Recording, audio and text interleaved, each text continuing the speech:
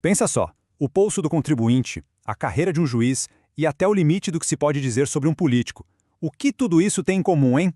Bom, tudo isso foi parar na mesa do Supremo Tribunal Federal. E nesta análise, a gente vai desvendar 4 julgamentos do informativo 1204 que impactam e muito a administração pública e a vida da gente. São decisões que vão desde o valor da pensão de um servidor, passam por quem vai ser promovido no judiciário e chegam até a definir se um político pode ou não ser processado 2 vezes pelo mesmo ato de corrupção. Então vamos começar pela decisão que mexe diretamente nas contas públicas. O primeiro ponto é uma questão que envolve bilhões de reais dos cofres públicos, as pensões. O debate aqui é sobre justiça e, claro, sobre a sustentabilidade financeira do serviço público. A situação é a seguinte: imagine um servidor público que ganhava acima do teto permitido pela Constituição. Sobre o valor que passava desse teto, não tinha contribuição para a Previdência. A grande pergunta que chegou ao STF foi: quando esse servidor morre, a pensão da família dele pode ser calculada com base no salário integral, contando até com a parte sobre a qual nunca houve contribuição? Para resolver essa questão, a Corte usou um conceito-chave, o equilíbrio atuarial. Pensa assim, é como se fosse a regra de uma conta poupança. O benefício que sai não pode vir de um dinheiro que nunca entrou, que nunca foi depositado. A conta, no fim das contas, precisa fechar. E a resposta do STF, com base nesse princípio, foi bem direta: não pode.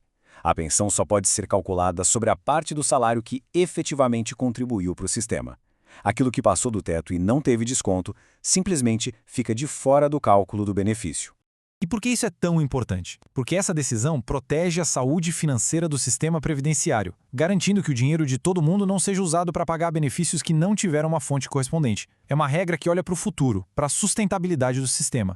Agora, saindo um pouco das finanças e entrando na estrutura do poder, o próximo caso também fala sobre regras no serviço público, mas dessa vez na carreira da magistratura. O tema aqui é meritocracia. O dilema aqui era bem específico. Quando vários juízes têm exatamente o mesmo tempo de serviço, quem é que deve ser promovido primeiro? Como é que se resolve esse empate?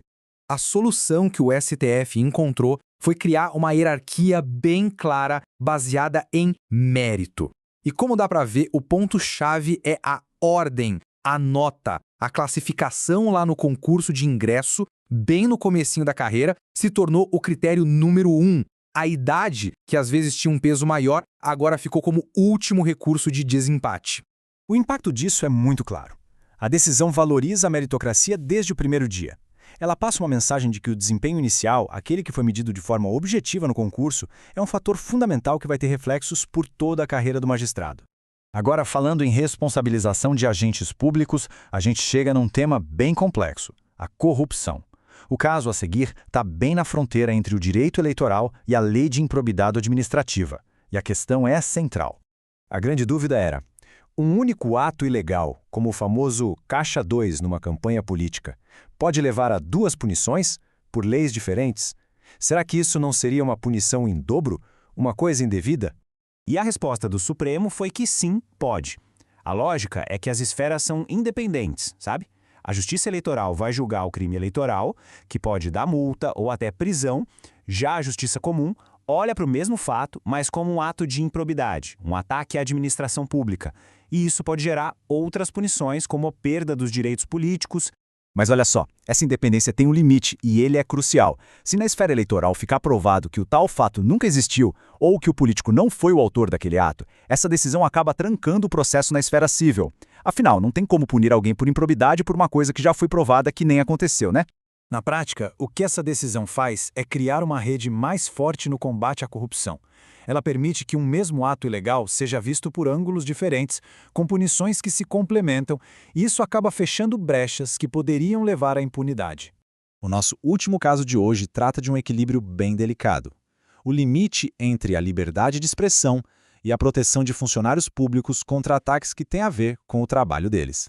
Aqui, a Corte precisou colocar na balança 2 princípios fundamentais. De um lado, o nosso direito de criticar o Estado e quem trabalha para ele. Do outro, a necessidade de proteger não só a pessoa, mas a própria função pública. O centro da discussão foi esse artigo específico do Código Penal. Ele basicamente diz que a pena para crimes como calúnia ou difamação aumenta em 1/3 se o alvo for um funcionário público e a ofensa for por causa do trabalho que ele exerce. Por exemplo, acusar falsamente um fiscal de ter pego propina. O STF decidiu que a lei é constitucional sim, e a justificativa aqui é o mais importante. A ideia não é criar uma proteção especial para a pessoa, para blindar o indivíduo de críticas. O objetivo é proteger a integridade da função pública que aquela pessoa representa. E é aqui que fica a grande questão que essa decisão traz à tona, né? Onde é que está a linha que separa a crítica que é super legítima e faz parte do jogo democrático e a ofensa que vira crime? Criticar a atuação de um servidor é uma coisa. Atacar a função que ele representa tentando minar a confiança na instituição é outra, e é isso que a lei considera um dano a todos nós. Então, olhando para tudo isso, o que essas 4 decisões juntas nos dizem? Vamos só recapitular os pontos principais. Então, resumindo, temos regras mais rígidas para o uso do dinheiro público nas pensões. O mérito virando o critério principal para avançar na carreira pública, uma camada dupla de responsabilização para políticos e uma proteção maior para a função pública contra ofensas. No fundo, são decisões que buscam trazer mais organização e integridade para a administração pública. E a gente termina com uma reflexão. Ao definir desde o cálculo de uma pensão até o limite de uma crítica, o que o STF faz é constantemente redesenhar as regras do jogo entre o cidadão e o Estado. E a questão que fica no ar é: será que esses ajustes estão tornando essa relação mais justa e equilibrada? Bom, esse é um debate que com certeza continua.